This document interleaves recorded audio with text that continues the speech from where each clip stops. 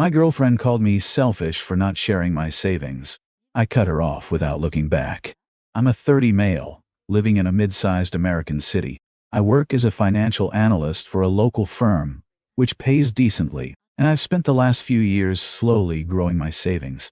Nothing extravagant, just enough to feel secure if emergencies pop up, or if I ever decide to buy a small place.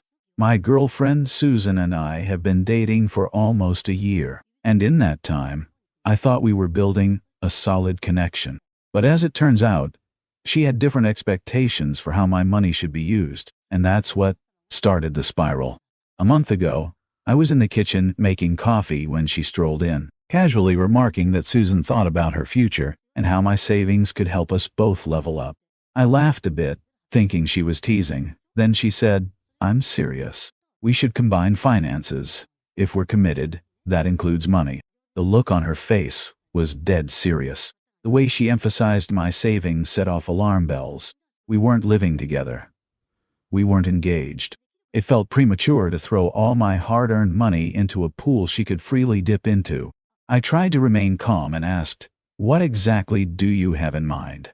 She pouted, claiming she wanted full access, not just partial, so she could improve both our lifestyles. She even tossed in a comment about how her girlfriend's boyfriends let them swipe their cards whenever. That afternoon, the tension hung thick as we sat on the couch discussing it further. I explained my stance. I've worked hard to build that cushion. I'm not comfortable handing it over. Susan shot me a glare, saying, "Well, it's controlling to keep it from me. If you trust me, you shouldn't hide anything." I was floored by how quickly she spun the narrative, making me out to be some stingy dictator, rather than a cautious person trying to protect my own financial security. The conversation spiraled. Susan started listing what she called examples of controlling behavior, like how I wanted to track my budget, how I wouldn't splurge on certain luxuries she liked. Then she went for the low blow. What kind of man refuses to share with his woman? Are you that insecure? My blood pressure rose. I'd never heard her speak to me like that before. I explained that trust is earned, especially with finances, and we weren't at a place in our relationship where combining money was logical. Her reaction? She called me cheap and stormed out. I honestly thought she'd cool off, maybe realize she was pushing too far too soon. But her sense of entitlement ran deeper than I imagined. Over the next few days, Susan upped the pressure, leaving texts about how her coworker's fiancé gave her coworker free rein on his account, or how real love meant sharing everything. I started to question whether I was the crazy one for feeling uneasy, but my gut told me to stand firm.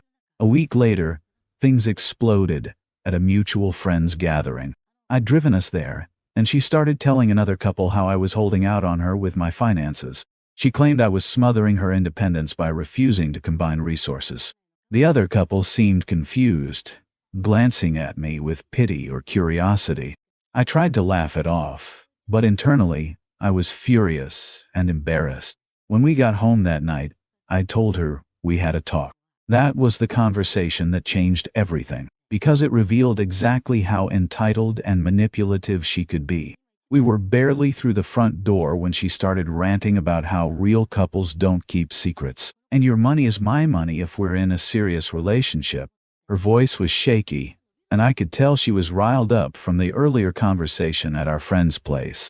I tried to keep my composure, but the more she hammered me with accusations of being controlling, the more I felt my patience slipping.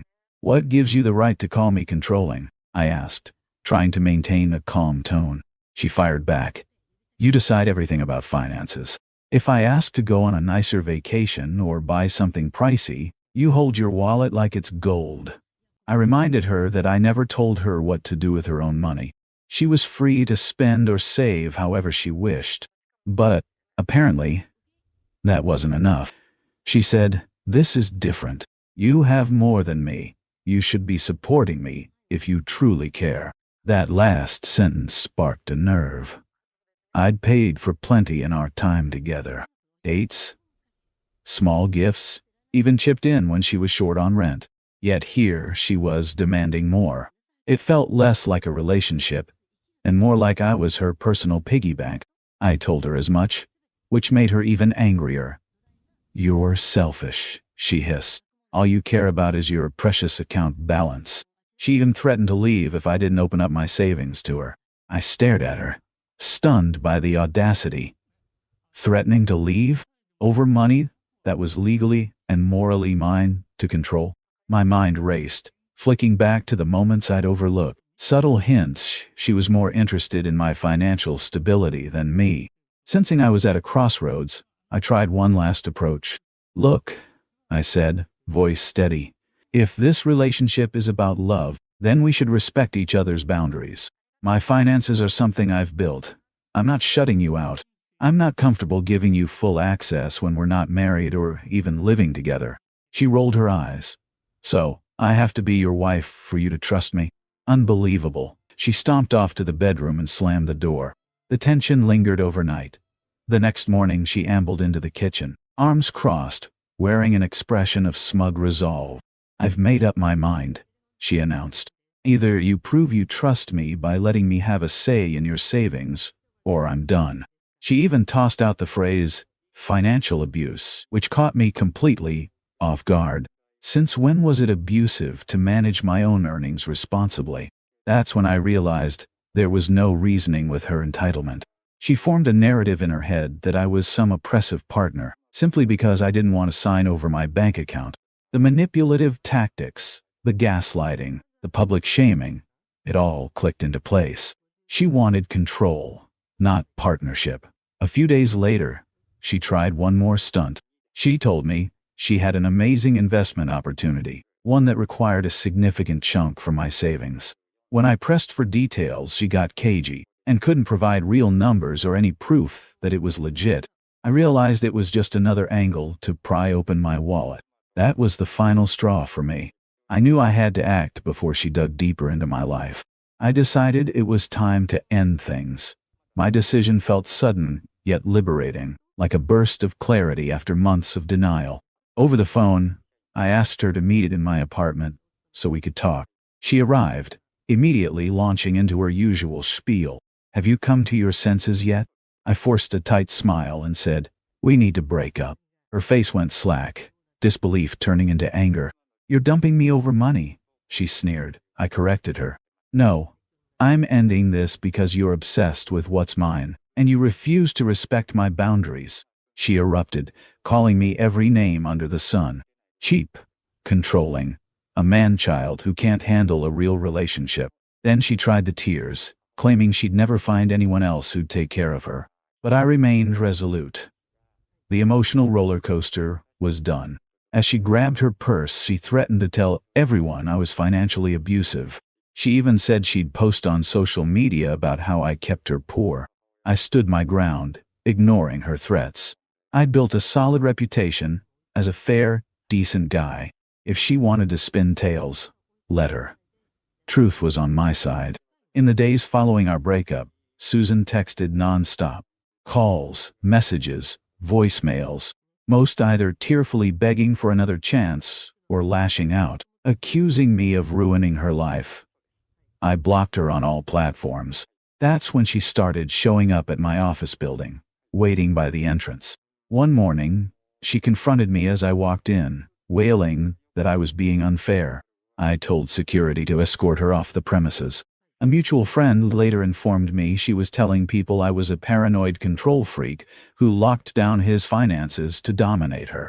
While it stung to hear my reputation drag through the mud, I also felt relief that I'd cut ties. If this was her default reaction to not getting her way, I dodged a major bullet. One evening I got a call from an unknown number. It was her mother, of all people, scolding me for breaking Susan's heart, and how a real man shares his wealth.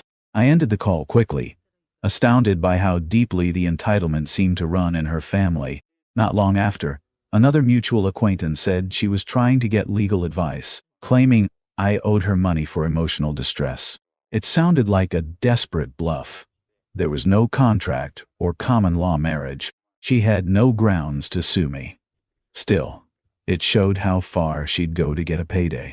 Despite the chaos, my life gradually normalized. Work was busy, and I found comfort in close friends who supported my decision. They saw the red flags I'd been too blind to spot earlier. They reminded me that finances often reveal a person's true character, and I couldn't help but agree.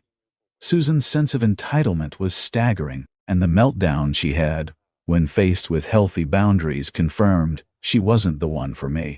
Yet part of me feared she'd try one final dramatic move, something more than just social media ranting or phone calls. And sure enough, she did. It happened on a Monday morning just as I was heading out the door to work. There she stood on my doorstep, wearing a forced smile and holding a small box. "A peace offering," she said. The tension in her voice suggested otherwise. She extended the box, claiming she'd gotten me a gift to show she was serious about making amends. I hesitated, but curiosity got the better of me. I opened it. Inside was a cheap trinket, definitely not worth any symbolic significance. I realized it was just a prop for another manipulative stunt. Before I could speak, she pounced. "If I can prove I've changed, will you reconsider? Let me in. Let's talk." I felt a surge of frustration. "We've talked enough. I'm not interested in a relationship where my finances are a battlefield." She tried to wedge her way past me into my apartment, voice quivering.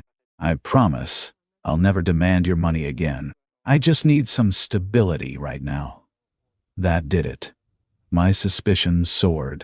The entire argument was about her wanting my funds. Now she was framing it as a stability issue.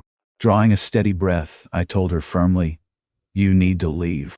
She protested, tears forming again, calling me heartless. I stepped back, letting her know I'd call the police if she refused. That broke the last semblance of composure. She hurled insults, said I'd regret losing someone who was willing to fight for me, then stormed off. I locked the door, pressing my forehead against it. Relief and anger mingled as I heard her footsteps fade. By that afternoon, I changed my locks and installed a simple security camera. I blocked the last known numbers she had used to contact me.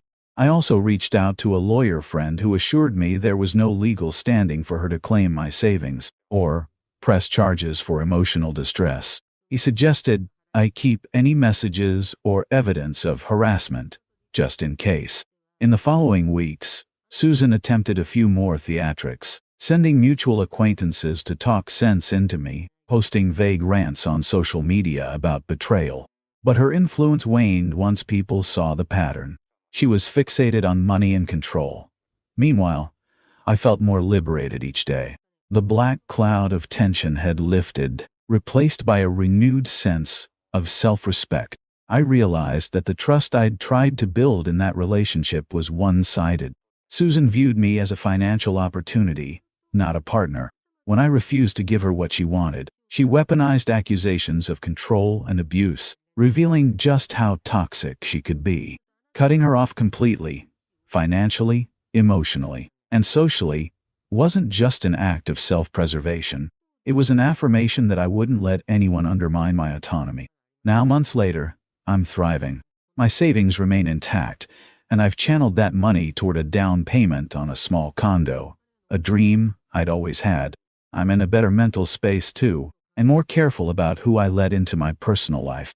Sometimes people ask if I regret how it ended. I don't.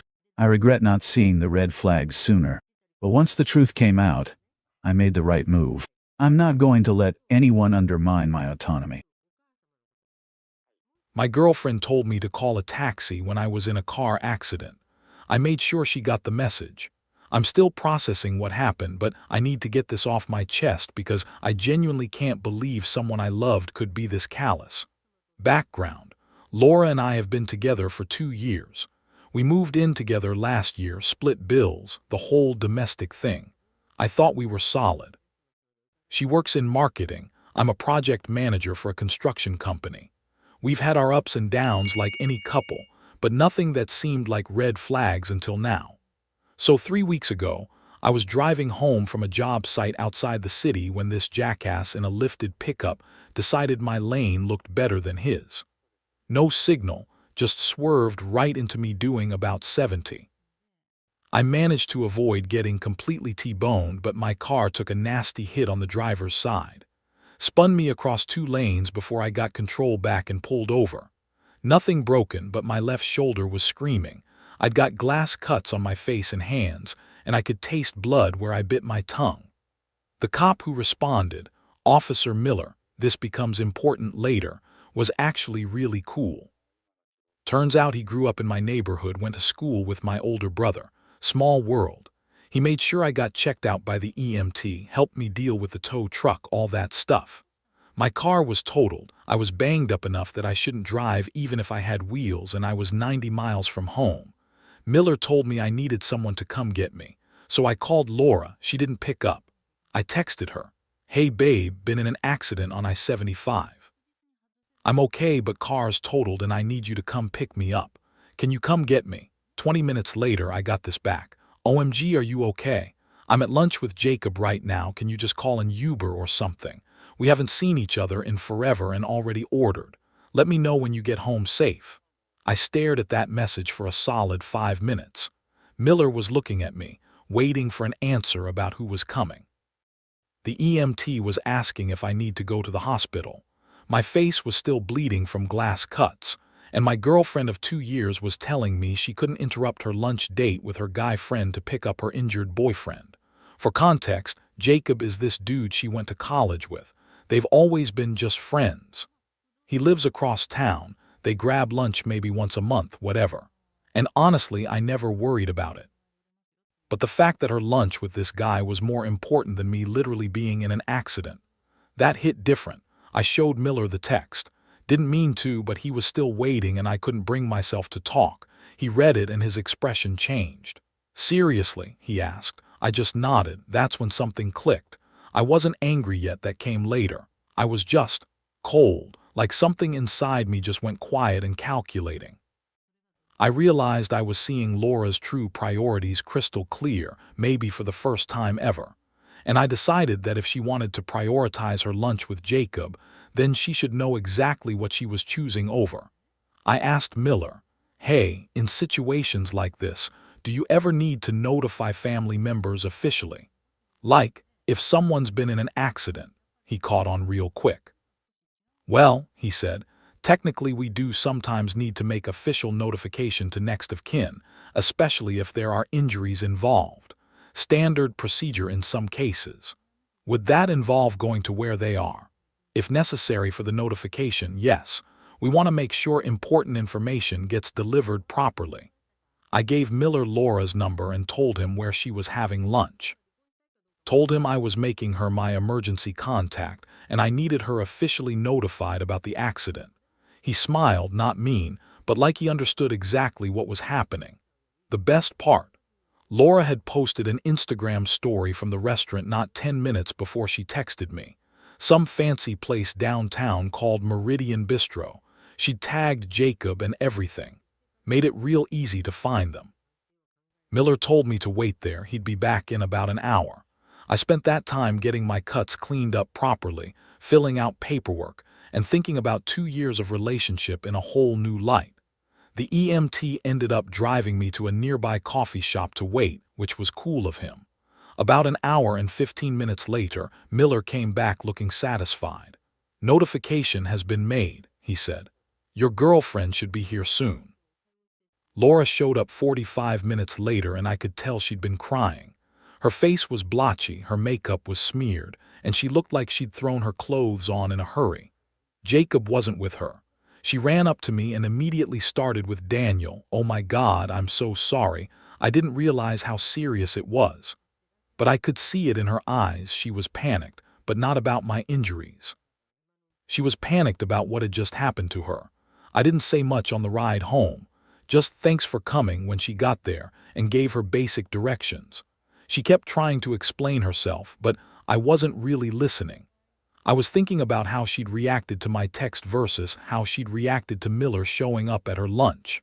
Funny how priorities can shift when there are consequences. When we got home, she made a big show of taking care of me. Wanted to clean my cuts, make me food, keep asking if I needed anything. But it felt hollow, you know. Like she was performing being a good girlfriend because she was scared, not because she actually cared. I told her I needed to rest and went to our bedroom. She followed me, wanted to keep talking about it, but I just closed the door and took a shower. Standing under the hot water, washing glass dust out of my hair, I realized something had fundamentally changed. I didn't trust her anymore. More than that, I didn't respect her anymore. The next morning, Laura was up before me making breakfast, still in full damage control mode. I ate, thanked her, and told her I was going to stay at my brother's place for a few days to recover. She didn't like that, wanted to know why, but I kept it simple. I need space to think. I've been staying at my brother's since then. Laura's been texting constantly, wanting to talk, wanting to explain, wanting to fix things. But I don't think there's anything to fix. She showed me who she is when it mattered. The rest is just noise. Update 1. A lot of you wanted to know exactly what went down at the restaurant when Miller went to officially notify Laura. I grabbed beers with him yesterday. Dude's become a friend through all this, and he gave me the full story. It's even better than I thought. So Miller rolled up to Meridian Bistro around 2:30 p.m. This place is downtown, pretty upscale lunch spot, lots of business people. Miller walked in wearing full uniform, and you know how that changes the energy of a room immediately. He asked the hostess for Laura by name, showed his badge, and said he needed to deliver important information regarding a traffic accident. The hostess got the manager, who walked Miller over to Laura and Jacob's table. They were sitting in what Miller called the prime real estate, big window table, middle of the restaurant where everyone can see them. Miller said Laura's face went from confused to terrified in about 2 seconds. He introduced himself, asked her to confirm she was Laura Blake, and then said in his official cop voice, "Ma'am, I need to inform you that Daniel Foster has been involved in a motor vehicle accident on Interstate 75. He sustained injuries and is currently awaiting pickup by his emergency contact." The whole restaurant got quiet. You know how it is when a cop starts talking to someone in a crowded place. People stop eating and start listening. Laura immediately started asking if I was okay, how bad was it, all that. But Miller said what really got him was her first question after the basic ones. "Wait, why are you here? How did you find me?"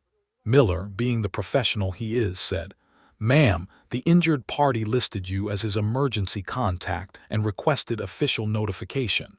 He indicated you were unavailable by phone." That's when Jacob apparently started looking uncomfortable. Laura started explaining about the lunch, how she didn't realize it was serious, how she thought I could just get a ride. Miller let her talk for a minute, then said, "Ma'am, your boyfriend has sustained injuries requiring medical attention and has been without transportation for over an hour. He's requested that you be notified of the situation." The way Miller told it, you could hear a pin drop.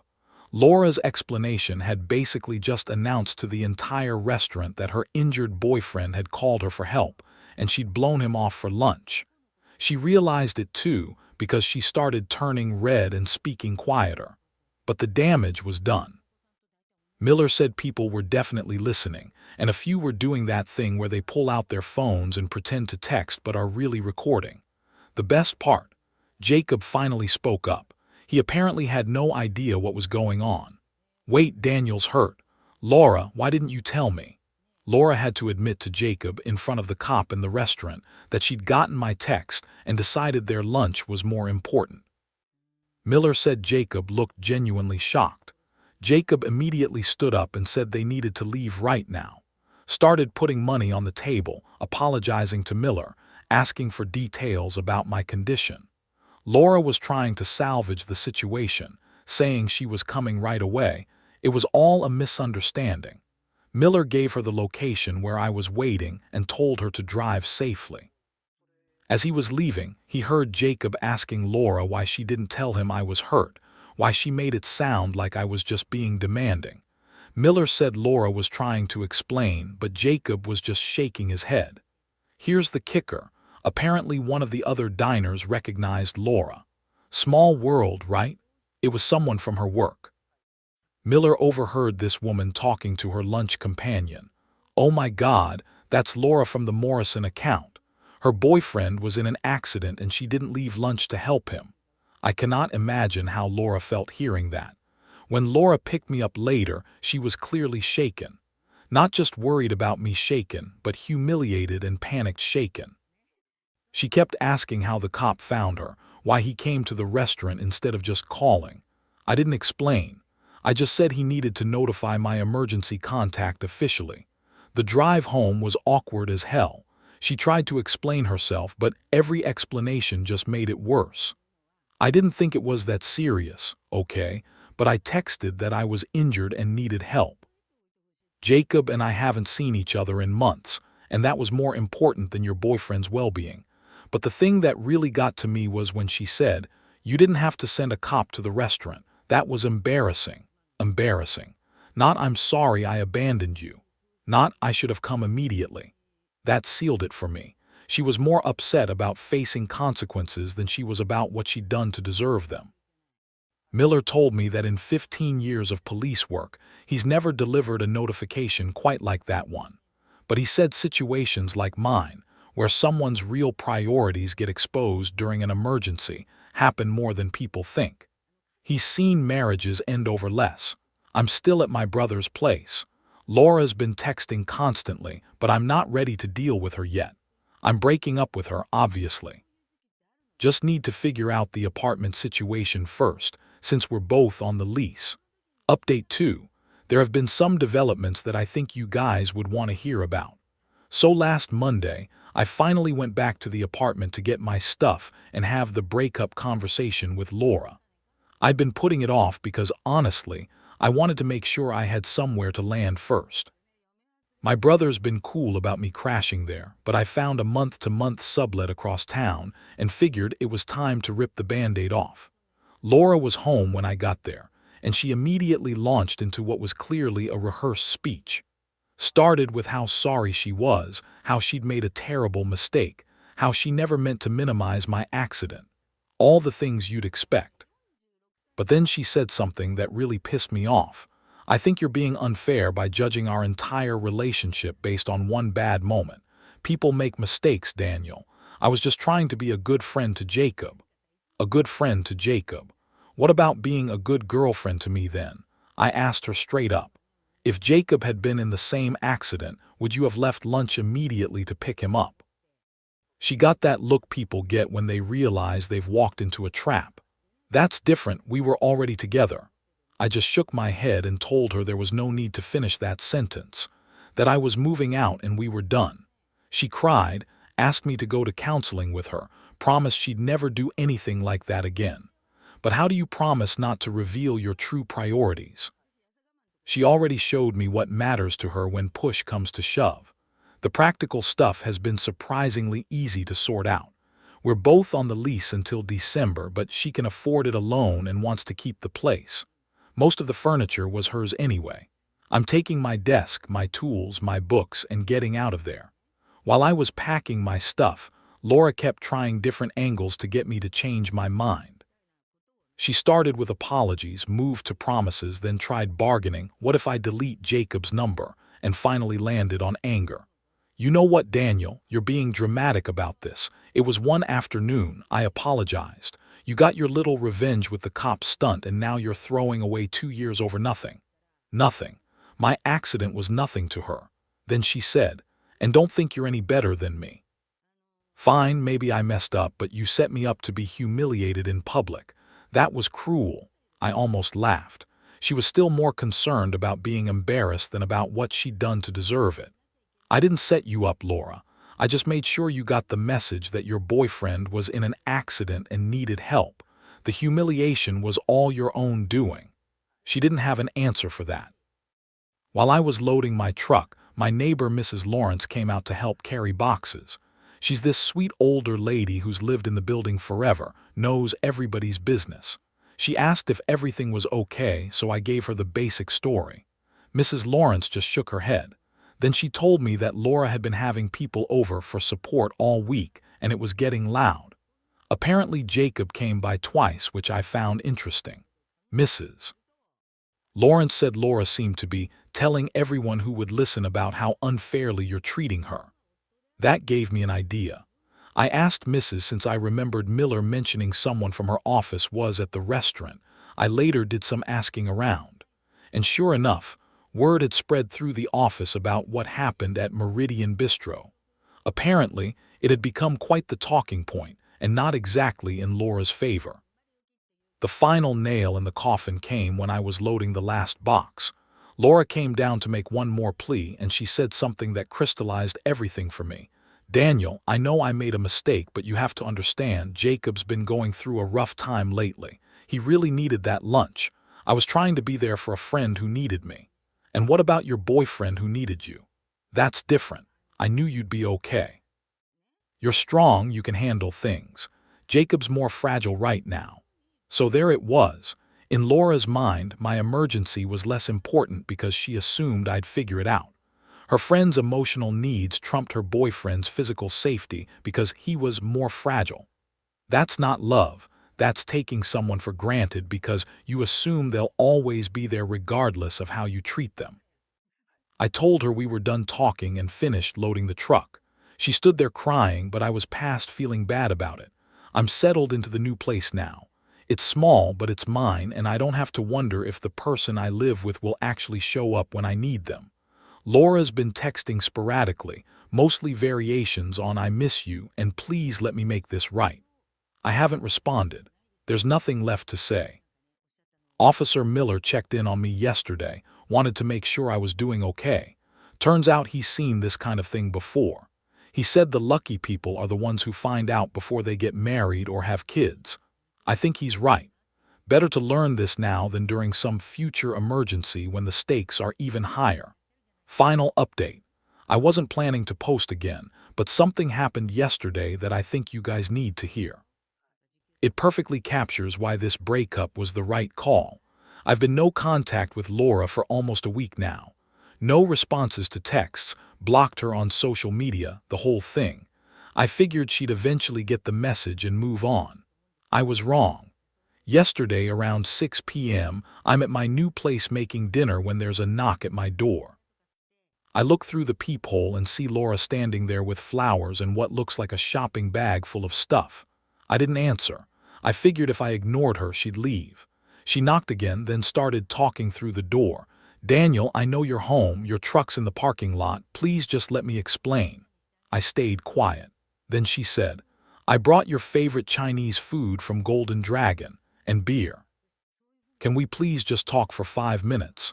When I didn't respond to that, she escalated. "Daniel, I talked to Jacob about everything. He feels terrible about what happened. He said he had no idea I was choosing lunch over your emergency. He thinks I'm an idiot for not dropping everything to help you." Still nothing from me. That's when she played what she clearly thought was her ace card. "Daniel, I'm pregnant." I nearly opened the door just to ask what the hell she was talking about, but something made me pause. So instead, I pulled out my phone and texted my brother, who lives 10 minutes away. "Laura's at my door claiming she's pregnant. Can you come over?" He texted back immediately. "On my way. Don't open the door." Laura kept talking for another 20 minutes.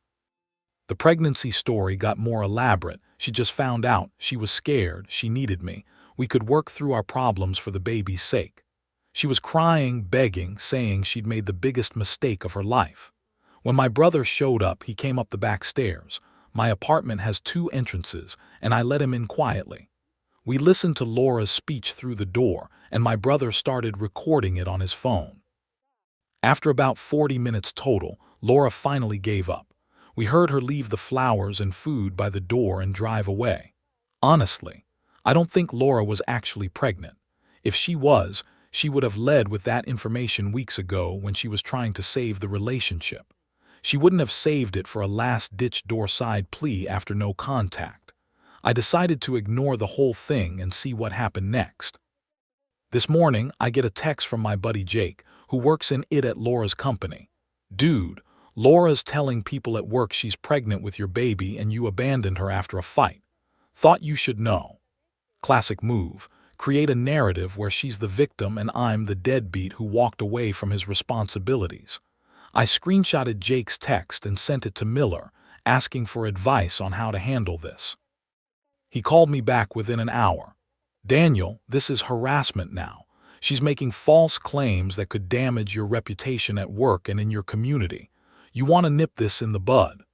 Miller suggested I document everything, save the texts, get witness statements from my brother about the door incident, keep records of her attempts to contact me. If she keeps escalating, I might need a restraining order. But he also had a simpler suggestion. Sometimes the best way to handle lies is with truth. You got any mutual friends who might be hearing this story? I did. Laura and I have several mutual friends from college, plus some couples we hung out with regularly. If she was spinning a false pregnancy story, they deserved to know the truth. So I sent a group text to about 8 people we both know. Hey everyone, heads up that Laura and I broke up 2 weeks ago after she chose not to help me when I was injured in a car accident. She's now claiming to be pregnant and telling people I abandoned her. Just wanted you to hear the real story from me. Hope you're all doing well. Then I attached everything I documented. Within an hour, I had responses from 6 of the 8 people. The general reaction was shock, both about the accident situation and about Laura's apparent lies. 2 of them said Laura had already reached out to them about the pregnancy, asking for advice about how to handle my abandonment. Apparently, Laura had told them we broke up because I was being unreasonable about her having male friends. She never mentioned I was hurt. Given everyone's reaction to my text, Laura's story would probably blow up in her face soon. Good luck isolating yourself with your own lie. The final piece of this puzzle came together this evening. Jacob texted me out of the blue. Daniel, I heard about the accident situation. I had no idea. I'm really sorry, man. Also, she's been telling people she's pregnant with your kid. I know for a fact that's not true. We can talk more if you want. Interesting. Jacob knows for a fact that Laura's not pregnant. I didn't ask for details, but I have my theories. I'm done with all of it. Changed my number today, blocked her on everything, and told my work security about the situation in case she shows up there. My brother's been amazing through all this, and Miller said to call him if she escalates further. But honestly, I think she'll move on once she realizes the lies aren't working. People like Laura usually find a new target for their drama pretty quickly. The whole experience has been weirdly liberating. I feel like I dodged a massive bullet. I'm moving on with my life now. Got a good job, good friends, good family. That's enough for me. Thanks for the support and the reality checks, Reddit. Take care of yourselves. Peace out. I'm going to tell you about the year I almost signed a contract I couldn't get out of. My name's Mark Henderson. I'm 30 years old, operations manager at a mid-sized construction company in Denver. I've spent the last 8 years of my career learning how to assess structural integrity, identify load-bearing problems before they become catastrophic failures, and recognize when a project needs to be scrapped before you pour the foundation. Turns out I was better at that with buildings than I was with relationships. I met Morgan at a friend's birthday party 3 years ago. She was funny, outgoing, the kind of person who could walk into a room and immediately become the center of it. I'm not like that. I'm the guy who shows up on time, stays until it's appropriate to leave, and spends most of the evening having one-on-one conversations in corners rather than working the room. Morgan made me feel less invisible. That was the hook, honestly. When you spend your whole life being the reliable guy, the one who gets things done but doesn't get noticed, having someone who actually sees you feels like winning the lottery.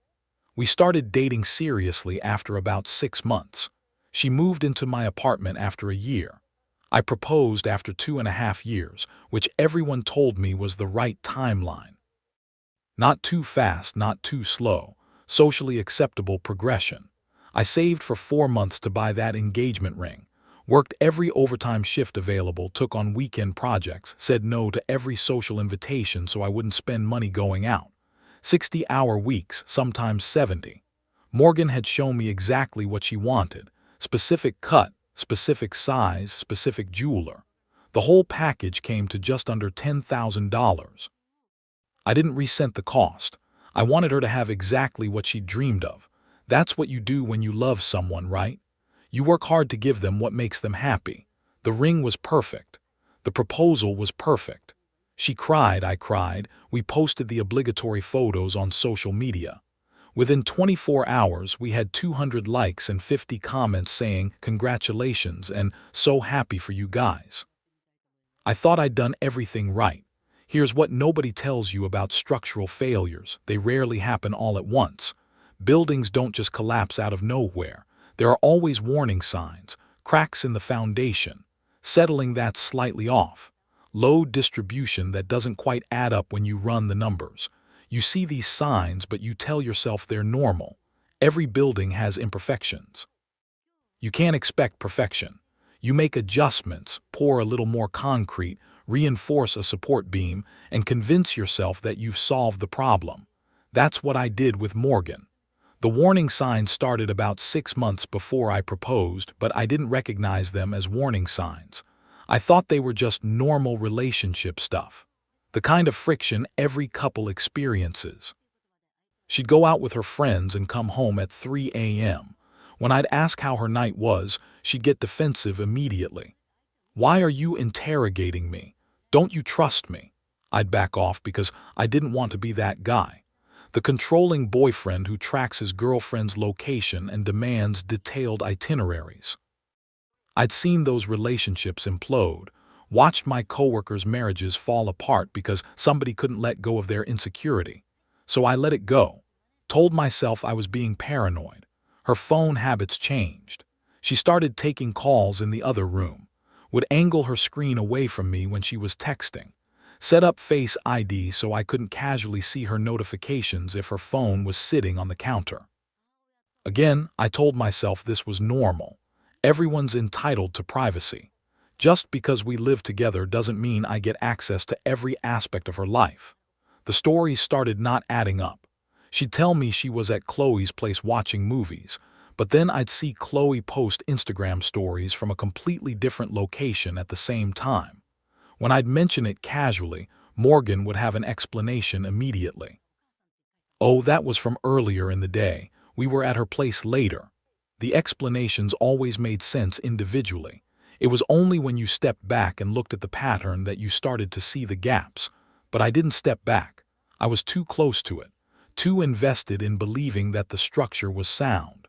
The thing about construction is that you can hide a lot of problems behind drywall. Surface level, everything looks fine.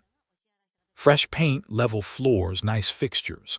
But behind that drywall, you might have outdated wiring, inadequate insulation, plumbing that's one cold snap away from bursting. You don't know until you open up the walls. About a month after I proposed, Morgan's friend Lexi invited us over for dinner. Lexi had a 2-year-old, Noah, and a boyfriend, Tyler, who seemed like a decent enough guy. Quiet, responsible, the kind of person who fades into the background while everyone else dominates the conversation. I liked Tyler immediately, recognized something of myself in him. The evening was fine until Morgan and Lexi started talking about their upcoming girls' weekend in Vegas. They'd been planning it for months, apparently. 3 days, expensive hotel, club reservations every night. "Tyler's going to hold down the fort with Noah," Lexi said, like it was already decided. Tyler shifted uncomfortably. "I was thinking maybe we should talk about the budget first. Noah needs new shoes and the car registration is due next month." "It's an open relationship, Tyler. I can go out if I want." "I'm not saying you can't go out. I'm saying maybe we should discuss the cost first. You can go out too if you want." "Nobody's stopping you." Tyler didn't respond, just looked down at his plate, because of course he couldn't go out. Someone had to watch Noah, and that someone was always Tyler. I remember thinking the whole interaction felt off. Not abusive exactly, just unbalanced. Like watching a load-bearing wall carrying way more weight than it was designed for. But it wasn't my business, so I didn't say anything. Morgan was animated the whole drive home, excited about Vegas, talking about which clubs they'd hit, which shows they'd see. I made appropriate acknowledgement sounds and tried not to think about the fact that I just spent 4 months working overtime so I could afford an engagement ring while my fiancé was planning a 3-day trip that would probably cost half as much. I told myself I was being petty. She deserved to have fun with her friends. We weren't married yet. Her money was still her money. The real crack in the foundation appeared 2 weeks before the wedding was supposed to happen. I was going through our shared credit card statement, trying to get our finances organized before we combined everything officially. There was a charge I didn't recognize. Hotel room in Boulder, 3 months earlier on a Saturday night. I asked Morgan about it. She got immediately defensive. Why are you going through the credit card statements? We're about to merge our finances. I'm trying to understand our spending patterns. That was when I went to visit Chloe. We stayed at a hotel because her apartment was being fumigated. Chloe lives in downtown Denver. She was house sitting for a friend in Boulder that weekend. The explanation made sense, sort of. Enough that I couldn't really argue with it without sounding paranoid. But I looked Chloe up on Instagram that night, scrolled back 3 months to that weekend. Every single post was from Denver. No mention of Boulder, no photos of house sitting, nothing that backed up Morgan's story. I spent a week trying to convince myself I'd gotten the dates wrong, that maybe Chloe had posted those photos at different times, that there was a reasonable explanation I just wasn't seeing. Then I noticed other charges, different hotels, different bars, always on weekends when Morgan said she was with Chloe or Lexi. I didn't confront her. I should have. But I'd already bought her a $10,000 ring, already sent out save the dates to 150 people, already put deposits down on a venue and caterer and photographer. I'd signed contracts, made commitments, started a project I couldn't easily abandon. In construction, we call that the sunk cost fallacy. The idea that because you've already invested time and money into a project, you should keep going even when the foundation is compromised. It's bad logic. You don't keep building on a cracked foundation just because you've already poured concrete. You stop, assess the damage, and decide if the whole thing needs to be scrapped. But I wasn't thinking like a construction manager. I was thinking like a guy who'd spent months working overtime for an engagement ring and didn't want to admit he'd made a catastrophic error in judgment. The message came on a Wednesday. LinkedIn DM from someone I didn't know. Jake Morrison, software engineer. No mutual connections, no obvious reason why he'd be contacting me. The message was brief. Hey Mark, I know this is going to sound weird, but I need to talk to you about something important. It's about Morgan. I used to date her friend Chloe, and there are some things you should know before the wedding. Can we meet somewhere in person? I promise I'm not crazy, just a guy trying to do the right thing. I read it 3 times. My first instinct was to ignore it. Some random guy messaging me about my fiancé days before our wedding. Obviously a red flag. Probably some ex-boyfriend trying to stir up drama, or someone with an ulterior motive I couldn't see yet. But I couldn't stop thinking about those credit card charges, the inconsistent stories, the way Morgan would get defensive whenever I asked simple questions. I responded at 6 a.m. the next morning, barely slept. I don't know you, but yeah, we can meet. When and where? We met at this dive bar on the edge of downtown, neutral territory, public enough that if this guy turned out to be unhinged, there'd be witnesses. Jake got there first. Mid to late 20s, looked like he probably played sports in college and still hit the gym regularly but wasn't obsessive about it. Normal guy, not obviously crazy. I ordered a beer I didn't want and sat down across from him. I'm going to be direct, Jake said, because there's no good way to ease into this. Morgan has been cheating on you, repeatedly, for months, and her best friend Chloe has been lying to you about where Morgan is and who she's with to cover it up. He said it matter-of-factly.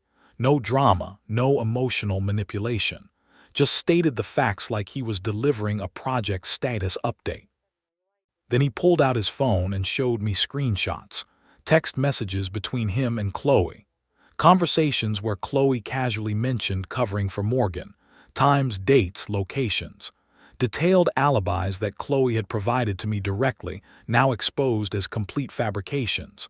I read every message, slowly, carefully, cross-referencing them with my own memories of those weekends. Weekend of April 12th, Morgan told me she was at Chloe's apartment watching movies.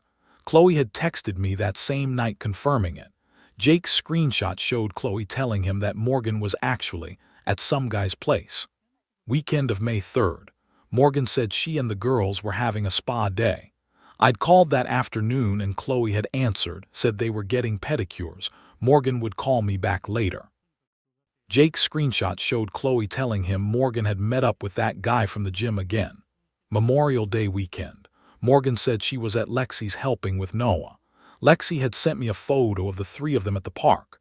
Jake's screenshot showed Chloe saying Morgan was doing her thing and that she'd texted me the park photo to keep Mark happy. Every alibi I'd accepted. Every explanation I'd believed. Every time I'd talked myself out of my suspicions, all of it had been coordinated lies. I finished reading and pushed the phone back across the table. "You're sure about this?" I said. Not a question, a confirmation. "I wouldn't be here if I wasn't." "Why tell me? Why now?" Jake took a drink of his beer. "I dated Chloe for about a year. Broke up with her a few months ago because I couldn't deal with watching her enable this stuff. But after I left, I couldn't stop thinking about you. About the fact that you're about to legally tie yourself to someone who's been lying to your face for months. And I thought if I were you, I'd want someone to tell me. You don't know me. No, but if you were my brother, I'd want someone to tell him." I sat there for a long time, not saying anything, processing, running the numbers, recalculating everything I thought I knew about the last 3 years. "I've suspected for a while," I finally said. Little things that didn't add up. But every time I got close to confronting her, Chloe would back up whatever story Morgan had told me. And I thought, well, if her best friend is vouching for her, maybe I'm just being paranoid. "You weren't being paranoid." "No, I wasn't." The structural integrity analysis was complete. The foundation was compromised beyond repair. Every support beam was faulty. The entire structure was unsafe for occupancy. "What do I do now?" I asked. "That's your call." "What would you do?" Jake didn't hesitate. "I'd end it. Not out of revenge, but because if she's doing this before the wedding, she'll keep doing it after. And then you'll have a mortgage together, maybe kids, and it'll be exponentially harder to leave. Cut the loss now while you still can." I nodded slowly. The logic was sound. The analysis was correct. But knowing the right answer intellectually and actually executing on it are two very different things. I drove home in a fugue state. Autopilot. Muscle memory taking over while my brain processed. I'd spent 4 months working 60-hour weeks for a ring I'd given to someone who'd been betraying me the entire time. I'd sent out 150 save the dates to people who would now need to be uninvited. I'd put deposits down on a venue, a caterer, a photographer, a DJ. I'd bought a suit, booked a honeymoon, and all of it, every single piece of it, had been based on a foundation that was never stable to begin with. When I got home, Morgan was on the couch watching reality TV. She smiled when I walked in. "Hey babe, how was your day?" I looked at her, really looked at her, tried to see if there was any trace of guilt, any indication that she knew what she'd been doing was wrong. There wasn't. She just looked happy, comfortable, secure in the knowledge that she'd gotten away with it. "We need to talk," I said. "Okay?" She paused the TV. "What's up?" "I know about the cheating." Her face changed immediately, not to guilt or shame, but to defensive calculation. I could see her brain running through possibilities, trying to figure out what I knew and what I didn't. "What are you talking about?" "I know about the hotels, the guy from the gym, the Memorial Day weekend when you told me you were at Lexi's, all of it. Mark, I don't know what you think you know, but I have proof, text messages, timeline, everything." She stared at me. Then her face crumpled and she started crying. Not the kind of crying that comes from genuine remorse, but the strategic kind. The kind designed to make the other person back down. "It was a mistake. It didn't mean anything. I was confused and scared about the wedding and I made stupid choices, but I love you. I love you so much. Please, we can work through this." "No," I said, "we can't. Mark, please, I need you to pack your things and leave." "You're kicking me out." "Where am I supposed to go?" "That's not my problem anymore." I walked to the bedroom, pulled out garbage bags from under the sink and started packing her stuff. Clothes, makeup, shoes, the boxes of wedding invitations that had just arrived. All of it went into bags. Morgan followed me, still crying, alternating between apologies and anger. "You're making a huge mistake. You're throwing away 3 years over nothing." "It's not nothing. Everyone makes mistakes. You're not perfect either. I've never lied to you. I've never cheated on you. I've never spent months systematically betraying your trust." This is insane. You're insane. Maybe, but you still need to leave. It took about an hour to pack everything. I put the bags in the hallway outside the apartment. The engagement ring went on top of one of the bags with a note, "Return this." Morgan stood in the doorway, mascara running, still trying to negotiate. "If you do this, we're done. Forever. Is that really what you want?" "Yes. You're going to regret this." "Maybe, but I'd regret marrying you more." I closed the door, locked it, leaned against it and waited for the adrenaline to fade. Then I called the wedding venue and canceled everything. The fallout was immediate and comprehensive. Morgan's family descended like a coordinated strike force. Her mother showed up at my apartment at 7 a.m. the next morning, pounding on the door for an hour. I didn't answer, just listened to her yell through the door about how I was ruining her daughter's life, how I'd led Morgan on, how I was going to regret treating their family this way. Her father called my work. Tried to get me fired by telling my boss some story about me being abusive and unstable. My boss, to his credit, told him to never call again or he'd file a police report. Morgan's brother Jason threatened to come over and teach me a lesson about disrespecting his sister. I told him if he showed up at my apartment, I'd call the cops. He didn't show up at my apartment. He'd wait until later to try. Chloe and Lexi launched a coordinated social media campaign. Long posts about how I'd abandoned Morgan over a misunderstanding, how I was controlling and emotionally abusive, how they'd always known there was something wrong with me. The comments on those posts were initially sympathetic. Then a few mutual friends started asking questions, pointing out inconsistencies, asking for specific examples of my alleged controlling behavior. Chloe and Lexi couldn't provide any, because there weren't any. So they just kept repeating vague accusations and blocking anyone who pushed back too hard. I didn't respond to any of it, didn't defend myself publicly, didn't engage with the accusations, just blocked everyone involved and moved on. In construction, when you identify a structural failure, you don't stand around arguing about whether it's really that bad. You evacuate the building, cordon off the area, and start the demolition process. That's what I was doing, controlled demolition. Jake called me the Friday after the breakup. "How you holding up?" "I've been better. You want to get out of there. My boys and I are hitting this brewery tomorrow night. You should come." "I don't know, man. I'm not really in a social mood." "You don't have to be social. You just have to show up and drink beer. We'll handle the rest." I almost said no, almost told him I needed more time to process. But sitting in my apartment avoiding phone calls from Morgan's family wasn't processing. It was just hiding. "Yeah, okay. Where and when?" The brewery was in the Highlands. One of those places with exposed brick, 15 craft beers on tap, and a crowd that's somehow simultaneously trying too hard and not trying at all. Jake was already there with 3 other guys, all around his age, all looking like they probably had jobs that required college degrees but not suits. "Mark, these are the boys. Connor, Davis, Miguel. Boys, this is Mark." They treated me like I'd been part of the group for years. No awkward questions about what happened, no forced sympathy. Connor bought me a beer before I could even reach for my wallet. Davis started telling this elaborate story about a camping trip that went sideways. Miguel got me into a debate about whether Die Hard is a Christmas movie. For the first time in a week, I laughed. Actually laughed, not the polite social laugh you do to be appropriate, but the genuine kind that surprises you. We were about an hour in when Jason walked through the door. I saw him before he saw me. Morgan's brother. 6'3", probably 220, spent a lot of time in the gym based on how his polo shirt fit.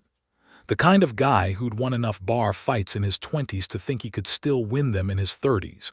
He spotted me, started walking toward our table with the kind of purposeful stride that only means one thing. "That's Morgan's brother," I said quietly. Connor stood up first.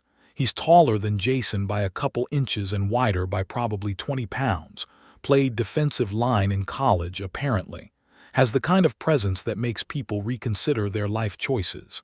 Davis and Miguel stood up half a second later. Jake stood up last, blocked in by the table.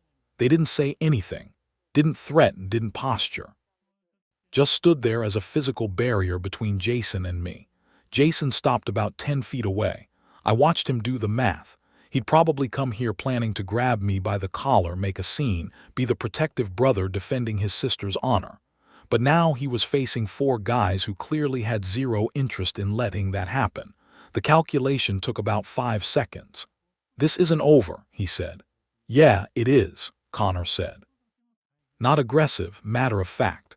"Your sister cheated. Mark found out, that's the whole story." Jason looked like he wanted to argue, opened his mouth, closed it, then just turned and left. We sat back down. "You guys don't even know me," I said. "Sure we do," Davis said. "You're the guy who got screwed over by a cheater and had the spine to walk away. That's all we need to know." "Plus," Miguel added, "Jake vouched for you." "That's good enough for us." I looked at Jake. He shrugged. "That's what brothers do," he said. "I'd had friends before. Work friends, college friends, guys I'd grab a beer with occasionally. But I'd never had brothers. People who'd stand between you and trouble without hesitating, without calculating what they'd get out of it, without needing an explanation. I had them now. The engagement ring situation was legally interesting. Morgan claimed I'd given it to her, which meant it was hers to keep. Her lawyer sent a letter demanding I stop harassing her about returning it. My lawyer sent a letter back pointing out that in Colorado, an engagement ring is considered a conditional gift. The condition being that the marriage actually happens. Since the marriage was called off due to infidelity, the ring legally belonged to me. Morgan's lawyer stopped responding after that. I took the ring back to the jeweler, got about 70% of the purchase price back as store credit, spent it immediately on a new watch, nice one, the kind I'd wanted for years but never bought because I was too busy saving for engagement rings, posted a photo of it on Instagram with the caption, "New chapter, new time." Morgan saw it, sent me 15 text messages in a row. I blocked her number without reading any of them. The implosion of Morgan's friend group was spectacular. I heard about it through Jake, who heard about it through mutual acquaintances, who heard about it directly from the wreckage. Morgan, suddenly single and needing someone to blame, decided that Chloe had encouraged her to explore her options, and that the whole thing was Chloe's fault for making her think it was okay to cheat. Chloe, predictably, lost her mind, fired back that Morgan had been cheating long before Chloe knew about it, and all she'd done was cover for her a few times, because that's what friends do. The friendship imploded over text message. Years of accumulated grievances came pouring out. Things they'd apparently been mad about since middle school suddenly became relevant. Lexi tried to mediate. Made the mistake of telling Morgan to take responsibility for her own choices. Morgan interpreted that as Lexi taking Chloe's side, turned on Lexi, started bringing up the fact that Lexi's open relationship was actually just Lexi cheating while Tyler stayed home with Noah. The group chat they'd had since 8th grade collapsed in less than 48 hours. But the real poetry, the genuine karmic justice, Tyler left Lexi. He'd apparently heard about me standing up for myself, about a guy in a similar situation deciding he deserved better, and something clicked.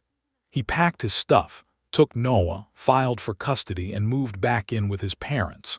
Left Lexi with full rent, no free childcare, and the sudden realization that open relationship doesn't mean much when you're single and broke.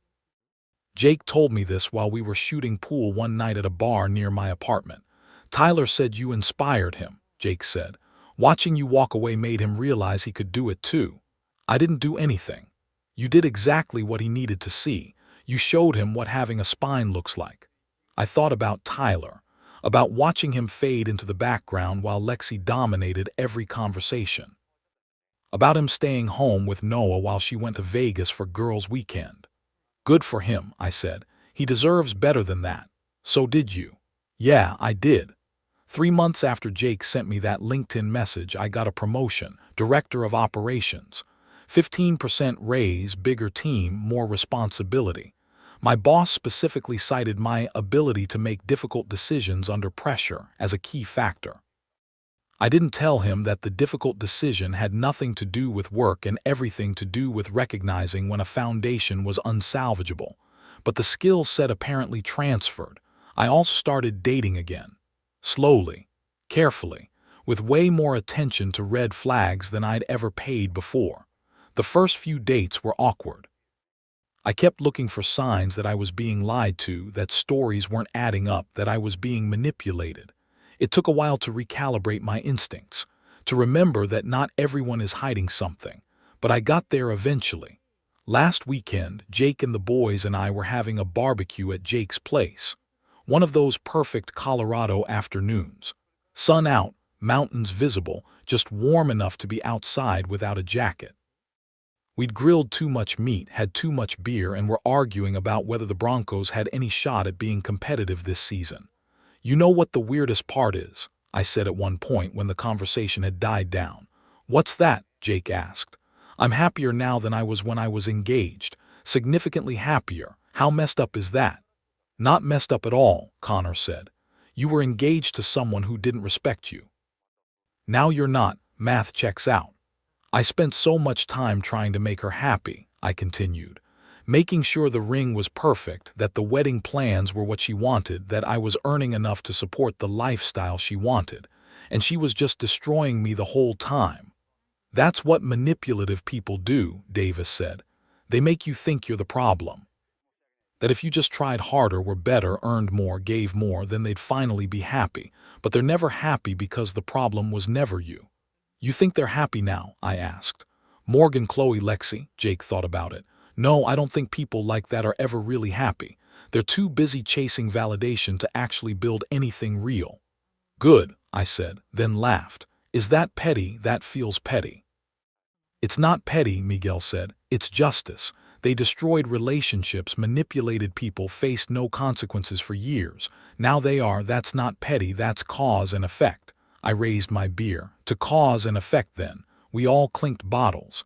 "And to Jake," I added, "for having the guts to do what most people wouldn't." Jake shrugged. "Just following the bro code." "What's the bro code?" Miguel asked. "Help your brothers. Even the ones you don't know yet." I haven't talked to Morgan since I ended things. Blocked her number, blocked her on social media, removed her from my life completely.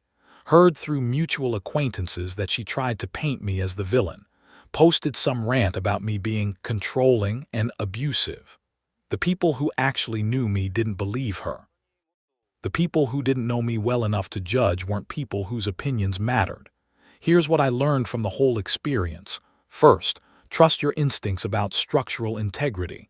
When you see cracks in the foundation, don't convince yourself they're cosmetic. Investigate. Verify. Run the numbers. And if the structure is compromised, don't keep building just because you've already invested time and money. Second, the sunk cost fallacy applies to relationships just as much as it applies to construction projects. 4 months of overtime doesn't justify signing a bad contract. $10,000 in deposits doesn't justify marrying someone who's been lying to you. Cut the loss when the analysis tells you to cut the loss. Third, brotherhood is real. Jake didn't owe me anything. We were strangers. But he showed up anyway, delivered information I needed to hear, and connected me with people who had my back without hesitation. That's what actual loyalty looks like. Not covering for each other's worst behavior, but showing up when someone needs help. Fourth, consequences are real and they don't care about your timeline. Morgan lost her engagement, her housing, her friend group, her reputation. That didn't happen because I was vindictive. It happened because her actions had natural consequences, and when I stopped absorbing those consequences for her, they fell where they should have fallen all along. I'm doing better now than I've done in years. Got the promotion, building a better social life, dating someone who actually respects me, and every day I wake up grateful that I didn't sign that contract. Jake texted me last week out of nowhere. "How's the new job?" I replied. "Best decision I ever made. Thanks for that day at the bar." That's what brothers do, because at the end of the day, that's really all there is to it. You assess structural integrity honestly. You make decisions based on evidence, not hope. You cut your losses when the analysis tells you to. And you show up for people who need help even if you don't know them yet. That's not being dramatic or vindictive. That's just being smart. That's just building your life on a foundation that can actually support it. Morgan's probably somewhere right now, blaming everyone but herself for how things turned out. Maybe she'll learn something from it. Probably she won't. But I'm here on my deck with a beer, watching the sun set over the mountains, knowing I dodged a catastrophic structural failure. That's enough for me. My fiancée's hidden high school past finally came to light. So, I dumped her without second thought. I'm 25. I never thought I'd have to choose between my fiancé and my sister. But life has a way of forcing impossible choices on you, especially when the person you thought you knew turns out to be someone completely different.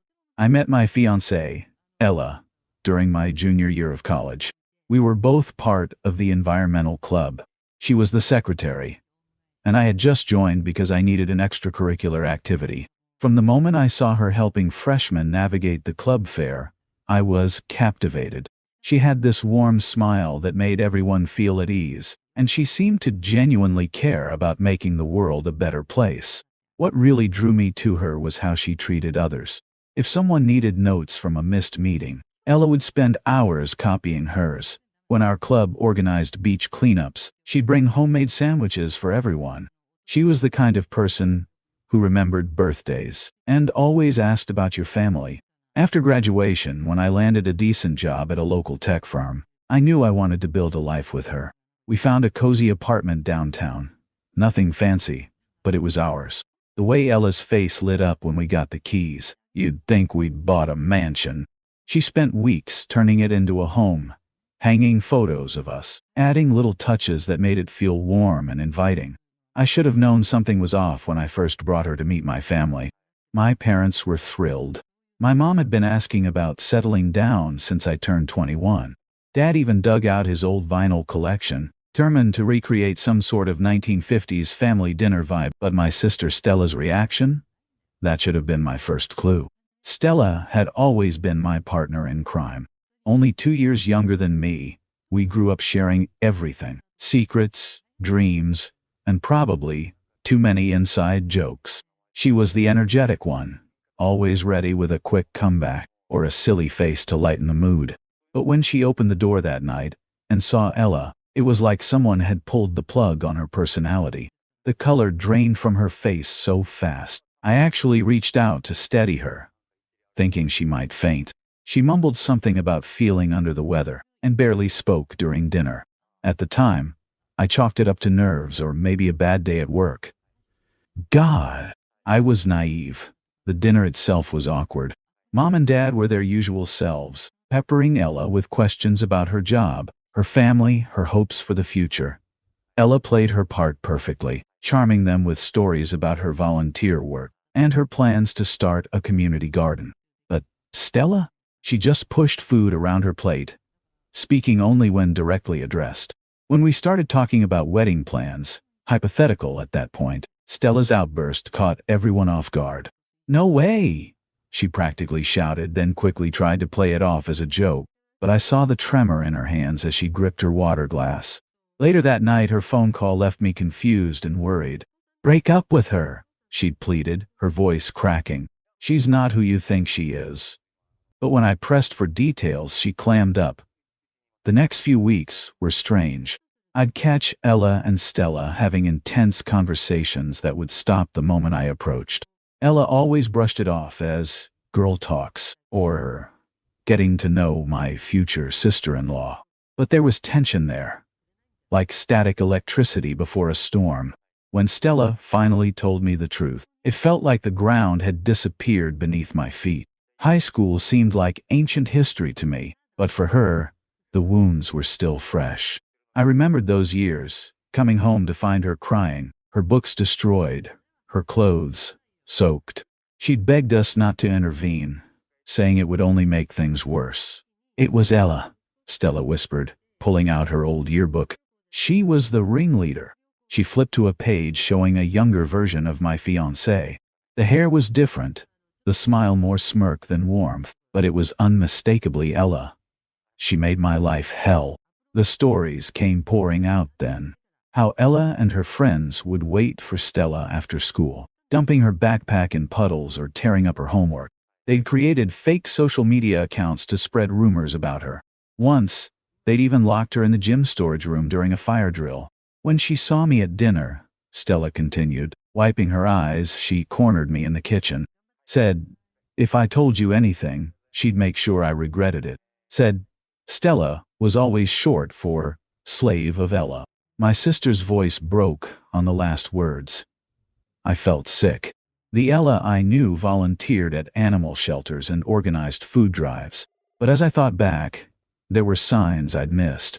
The way she'd sometimes laugh, a little too hard, at mean-spirited jokes. How she'd dismiss people she deemed beneath her with subtle comments. I needed proof. Not because I didn't believe Stella, I did, but because I knew others wouldn't. We spent weeks gathering evidence.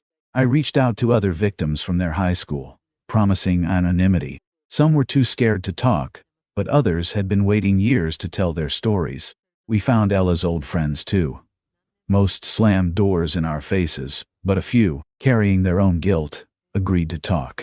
They painted a picture of systematic cruelty, with Ella as the architect. She'd been careful to maintain a perfect image for teachers and parents while terrorizing those she saw as weak or different. The engagement party was her idea. She wanted it to be elaborate. A rented venue, catered food, professional photographer. A chance to show everyone how perfect we are together, she'd said. The irony wasn't lost on me. I worked with Stella to create a video. It started like a typical engagement montage. Photos of Ella and me. Sweet music, romantic moments. Then, it shifted.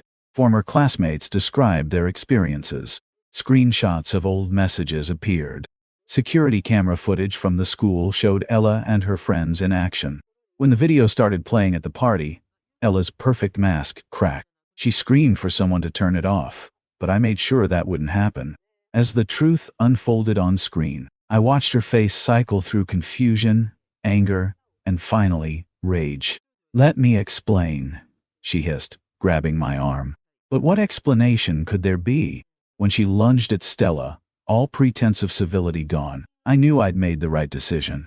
The splash she made hitting the decorative pool was almost satisfying. The aftermath was ugly. Ella bombarded me with messages, alternating between threats and pleas. She said she'd changed, that high school was a long time ago, that everyone deserves a second chance. But when she started threatening Stella again, showing that same old cruelty, I knew nothing had really changed. We didn't plan to share the video publicly. That was Stella's decision, made late one night after particularly vicious threats from Ella. I'm done being scared, she told me. I'm done letting her have power over me. The video went viral within hours. Some people criticized us for ruining her life, but for every negative comment, there were dozens of messages from people sharing similar experiences, thanking Stella for her courage. Ella eventually moved away, unable to face the consequences of her past. The whole experience changed me. I learned that sometimes the brightest smiles hide the darkest hearts, and that true character shows not in how people treat their equals, but in how they treat those they see as beneath them. Most importantly, I learned that family, real family, means standing up for each other no matter what. Stella is thriving now. She started a support group for bullying victims and speaks at schools about her experience. Sometimes I catch myself watching her talk to rooms full of people, her voice strong and clear, and I can hardly believe she's the same person who once lived in fear. As for me, I'm taking time to heal, to rebuild my trust in my own judgment. Sometimes I still dream about Ella, not the person she turned out to be, but the person I thought she was. Then I remember Stella's tears, her trembling hands, her years of silent suffering, and I know I made the right choice. They say love is blind, but family helps you see. I'm just grateful I opened my eyes before it was too late. My girlfriend secretly moved her friends into our vacation home, so I ended things and got her friends arrested. I'm 34, a software engineer who keeps to himself. I've worked my whole life, put in the hours, climbed the ladder, and finally got my reward, a lake house. Not a mansion, but my own retreat outside the city where I could relax, disconnect, and feel like all my hard work had led somewhere real. I'd been dating S for 2 years, and we were opposites. She was the type of girl who thrived on social energy, always in the center of attention, and had a group of friends who seemed to be her second family. As a bartender at a trendy spot downtown, she had this charisma that just pulled people in. Friends? Mixed bag. Some were nice, but others had this entitled vibe that clashed with my quiet approach to life. Still, I figured I could live with it. I cared about her, and it wasn't like they'd be a permanent part of my life, or so I thought. Then one night she brought up a request. Hey, rent downtown's insane, right? She said, sort of offhandedly, like it was nothing. A couple of my friends are really struggling. I thought maybe you could let them stay at the lake house just until they get back on their feet. The request took me aback. This was my place, a haven, and she knew it. It wasn't just some property sitting there unused. I tried to be gentle. Yes, I get that things are tough for them, but I really bought the house to get away. It's not just a spare apartment. She rolled her eyes and muttered something about not understanding real struggles, which I let go. That comment stuck with me. It wasn't the first time she'd dropped hints about my finances or the lake house, like I somehow owed her friends a free stay because I could afford it. That should have been a red flag, but I brushed it off, thinking it'd just pass. Weeks later, I found myself buried in work, pulling all-nighters on a project with deadlines that wouldn't let up. I barely got any sleep, and for days I was hardly at home, not even able to check on the house. During a quick conversation, S mentioned she'd been going up there on weekends to keep it cozy for us. I thought it was nice of her that she was maybe making sure the house stayed in shape while I was stuck working. She even sent me a couple of pictures of sunsets on the lake and mentioned getting it ready for a weekend together when things slowed down. Then, one Friday, I wrapped up the project ahead of schedule. I was excited. I thought I'd surprise her, drive up to the lake house, and we could spend some quiet time there.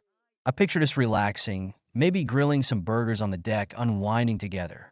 But when I pulled up to the house, my stomach dropped. There was a beat-up sedan and a rusted van parked in the driveway. I didn't recognize either of them. The lights were on, and loud music thumped from inside. Not just music, but party music, bass pounding like it was some club. This was not what I'd imagined. I walked in, and the sight hit me like a slap. Strangers were lounging on my couch, shoes on, pizza boxes, and empty beer cans strewn across the coffee table, clothes thrown over chairs, and bags on the floor. The place was a wreck, and I didn't recognize a single face. A couple of girls in the corner waved their drinks when they saw me, flashing drunken smiles like I was just another party guest. Trying to keep my composure, I scanned the room, looking for S. "Where's S?" I asked, barely holding back the anger in my voice. Scruffy guy with long hair pointed his thumb toward the kitchen. "She went to grab more beer. You're cool with Bud Light, right?" I could hardly believe what I was hearing. "Who are you people?" I demanded, my voice rising. "Why are you in my house?" The girl with the drink waved her hand dismissively. S said it was cool. She told us this place was hers. We're just kicking back for a bit. I felt a cold anger settle in. She said this place was hers? The girl looked bored, rolling her eyes like I was some uptight stranger. "Yeah, she said it was her family's or something, and that we could chill here for a while. She's awesome, you know?" Just then, the front door opened, and S walked in, her arms loaded with cases of beer and bags of chips. The second she saw me, she stopped dead in her tracks, her face turning pale. Friends fell silent, all eyes flicking between us. She forced a laugh, but it came out shaky. "Oh, hey, you're here early. I was just going to explain everything." "Explain what, exactly?" I asked, my voice sharp, anger barely contained. "That you invited a bunch of strangers to my house and told them it was yours?" One of her friends, a guy with a hoodie pulled over his head, snorted. "Man, this is awkward." S forced a smile, clearly struggling to keep control of the situation. "Babe, relax. It's not a big deal. They just needed a place to crash for a bit, and the house was empty, so you decided to throw a party in it? Without asking me?" I was almost shouting now, the anger finally boiling over. "These people are trashing my place, eating my food, and you think I'm supposed to be okay with that?"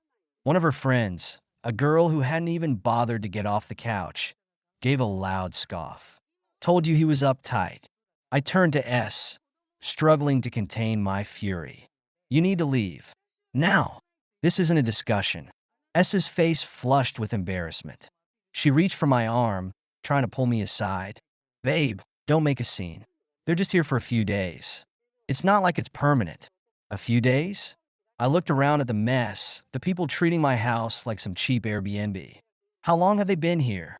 She hesitated, then mumbled, a couple of weeks. But it's no big deal. That's weeks of people using my home without my permission? Are you kidding me?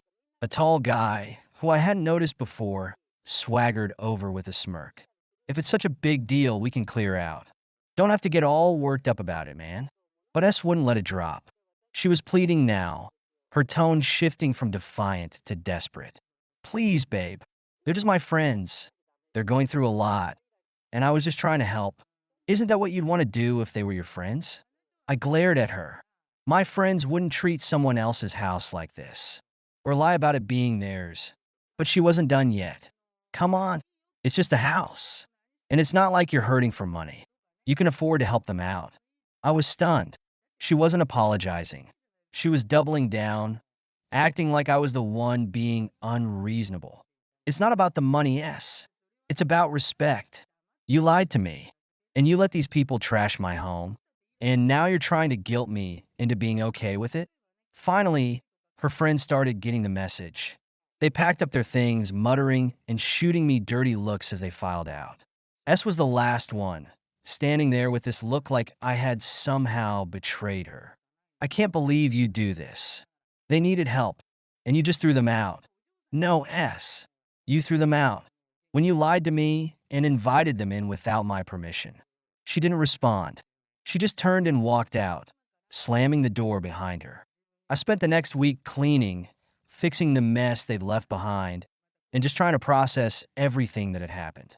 It took days to get the house back in shape, but I realized something important in the process. I had been letting her walk all over me, and this was the wake-up call I needed. Top it off, I ended up going to the local police. I wasn't trying to get her arrested, just to document the incident, but it turned out a couple of her friends had outstanding warrants for minor offenses. Little ironic justice, I guess. She never reached out again. No apology, no explanation. It was like she vanished, leaving nothing but the chaos she'd caused. And honestly, I was relieved. For the first time in a while, the lake house felt like mine again. I'm moving on, and the lake house is back to being my sanctuary, just like it was supposed to be. Thank you so much for listening to my story. If you have any thoughts, I'd love to hear them. So please leave a comment.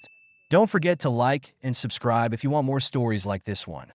My fiance's family mocked my dead mother's generosity at our engagement party. So I ended things at the spot. I'm 32. I never thought I'd end an engagement party by calling off my wedding, but sometimes life throws you curveballs that force you to take a stand. The engagement party was supposed to be a celebration, a chance to announce our wedding date to both families. Instead, it became the night I discovered who my fiancée and her family really were. But to understand why I walked away from what should have been the happiest night of my life, you need to know about my mom first. Mom passed away in a car accident last year, on a rainy Tuesday morning. She was driving to help Monica's mother get to a doctor's appointment, another act of kindness that her family conveniently forgot. Even now, typing those words makes my chest tight. The police said she hydroplaned on the wet road. Just like that, the most generous person I knew was gone. She was the kind of person who'd give you her last dollar if you needed it. Not just family either. She believed in helping anyone who crossed her path. Family is who you choose to help, she always said. I used to tease her about being too trusting, warning her that people might take advantage of her kindness. Better to be taken advantage of than to never help at all, she'd say with that gentle smile of hers. Besides, most people are good at heart. They just need someone to believe in them. When my fiancée Monica's parents wanted to renovate their house but couldn't secure a loan, Mom stepped in without hesitation. She co-signed for them, no questions asked. That wasn't all. She'd watch Monica's younger siblings for free so her parents could have date nights, bring over groceries when money was tight, and never ask for anything in return. That's just who she was. The engagement party was at Monica's parents' house, the same house my mom had helped them keep. Everything fell off from the moment I arrived. You know that feeling when the air feels heavy before a storm? It was like that. Monica and her parents had insisted on giving a speech before we announced the wedding date. I figured they wanted to say something nice about welcoming me to the family. I couldn't have been more wrong. Monica's father cleared his throat and started what he called a lighthearted speech. You know, he began, smirking, "We've got to talk about my daughter's mother-in-law. Talk about a busybody, always showing up with money we never asked for. I guess some people just need to show off how wealthy they are." My stomach dropped. I looked at Monica, expecting to see her horrified, but she was giggling. Her mother jumped in. "Oh yes, always meddling in everyone's business. Thank goodness our future in-laws won't be so overbearing." The room gave awkward laughs. I felt my face burning. These people, whom my mother had helped countless times, were standing there mocking her memory. Monica's father continued with his jokes, each one cutting deeper than the last. I glanced around the room.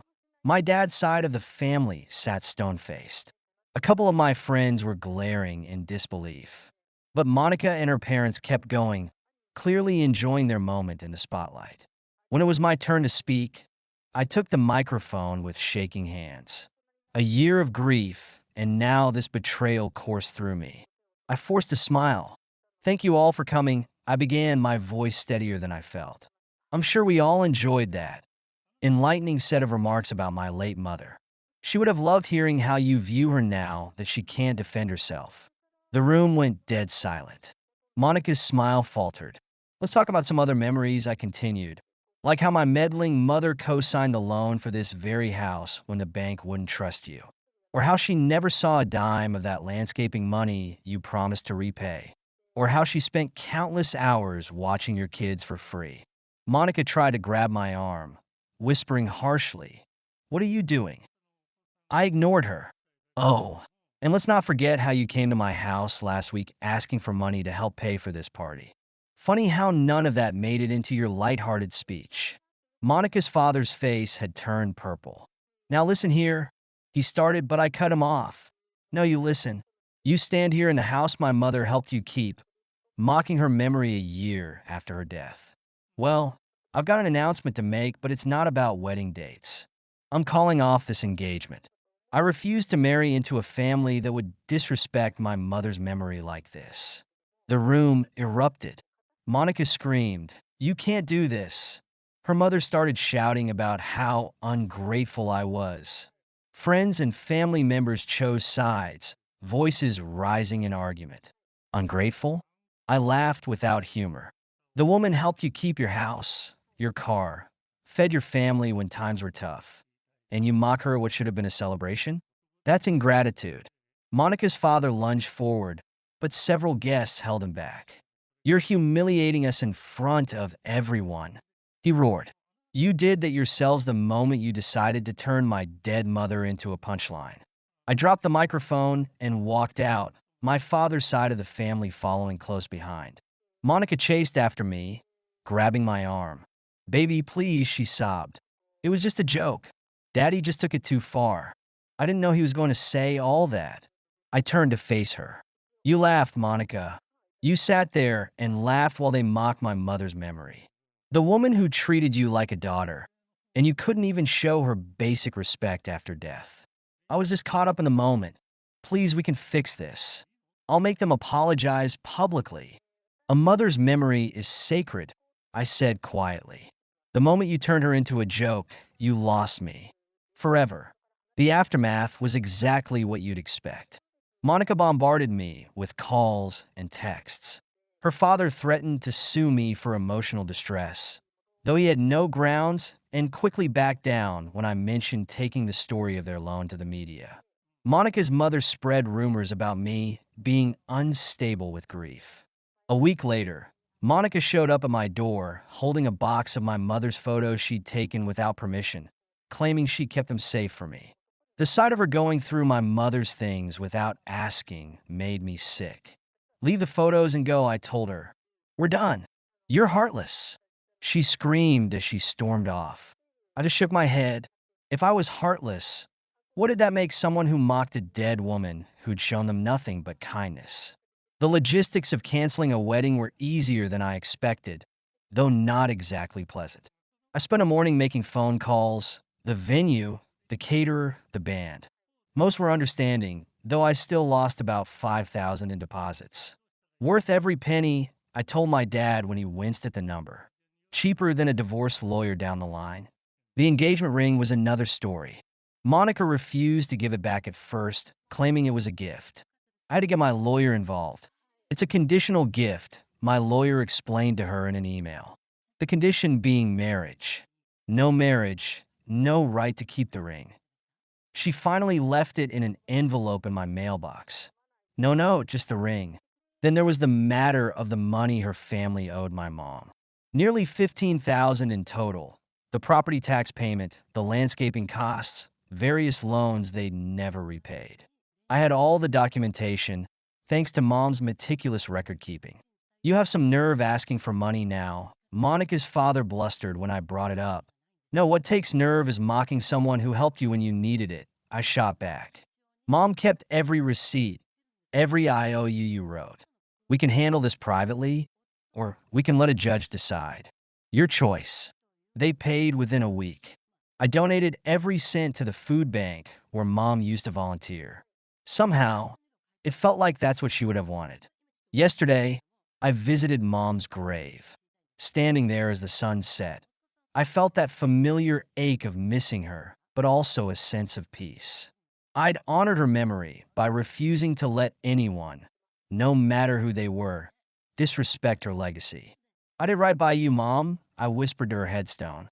I know you always said to help everyone, but you also taught me to stand up for what's right. I think you'd be proud. Some people say I overreacted, that I threw away a relationship over a few tasteless jokes. But they don't understand. It wasn't just about the jokes, it was about character, about respect, about honoring those who can no longer speak for themselves. Now I'm single again and learning to navigate this unexpected turn in my life. The weeks following the engagement party were harder than I expected. Monica's family tried everything they could to pressure me into reconsidering. They even enlisted mutual friends to try to convince me I was overreacting. Man, everyone says stupid things sometimes, my friend said over beers one night. Maybe you should give them another chance? I just shook my head and told him about something that happened a week before Mom died. She'd heard Monica's parents were struggling to pay their property taxes. Without hesitation, she wrote them a check, saying they could pay her back whenever they could. They never did. And now they had the audacity to mock her generosity. The thing is, I explained to him, it's not just about the jokes. It's about who they revealed themselves to be. They took advantage of Mom's kindness for years, then turned around and mocked her for it. How could I trust people like that? The hardest part was dealing with Monica's attempts to rewrite history. She started telling people that my grief had made me unstable, that I was looking for reasons to be angry. But my friends who were at the party knew the truth. They'd seen how she laughed along with her parents' cruel jokes. The engagement ring sits in my dresser drawer now, a reminder of a bullet dodged. Some days I think about selling it, but part of me wants to keep it as a reminder to trust my instincts. When someone shows you who they are, believe them. I started volunteering at the local food bank recently. Mom used to volunteer there every weekend. The first time I walked in, one of the regular volunteers recognized me immediately. Your mother was such a blessing to this place. Always first to arrive, last to leave. She'd slip grocery money to families when she thought no one was looking. That's who my mother was. Not a meddler, not a show-off, just someone who saw needs and tried to fill them. The fact that Monica and her family couldn't see that, or worse, saw it and chose to mock it, tells me everything I need to know about their character. Today, sitting by Mom's grave, I told her about the food bank, about continuing her legacy of helping others. The sunset painted the sky in shades of pink and gold, and a gentle breeze rustled through the trees. It felt like she was listening. I miss you every day, Mom, I whispered. But I want you to know that I'll never let anyone diminish who you were. Your kindness wasn't weakness. Your generosity wasn't showing off. You just love people, and that's something to be proud of. As I drive home, I find myself smiling slightly. Mom would have forgiven them. She always did. But she also raised me to know right from wrong, to stand up for what I believe in. And on that night, I stood up for her. I'm learning to date again, taking it slow. When I meet someone new, I tell them about Mom, about her kindness, her generosity, her belief that family is who you choose to help. Their reaction tells me everything I need to know about their character. Some people say I threw away a good thing over a few tasteless jokes.